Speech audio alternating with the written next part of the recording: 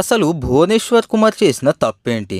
Test క్రికెట్లో 60+ wickets తీయడం తప్ప, ఓడిఐస్లో 140+ వికెట్స్ తీయడం తప్ప, T20 ఇంటర్నేషనల్స్లో 90 వికెట్స్ తీయడం తప్ప, లార్డ్స్ లాంటి హిస్టారిక్ గ్రౌండ్లో 6 వికెట్స్ తీయడం తప్ప, లేదా అన్ని క్రికెట్ ఫార్మాట్స్లో 5 వికెట్ హాల్ అనే రికార్డ్ సంపాదించడం తప్ప.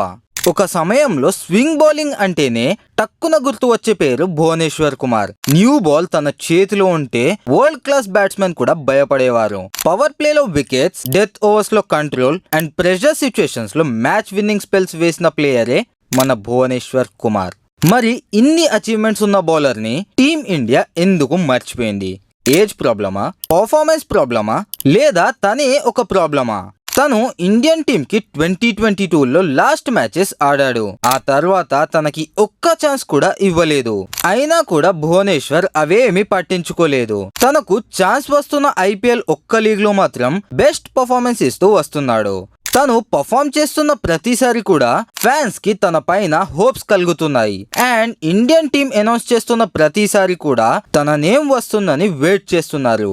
అండ్ సెలెక్టర్స్ కూడా ఫ్యాన్స్ ని డిసప్పాయింట్ చేస్తూనే ఉన్నారు.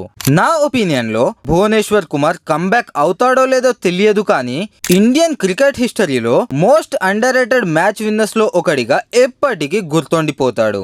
మరి మీ ఒపీనియన్స్ ఏంటి? భువనేశ్వర్ కుమార్ కి టీమ్ ఇండియాలో ఇంకో ఛాన్స్ ఇవ్వాలా వద్దా? కామెంట్స్ లో చెప్పండి.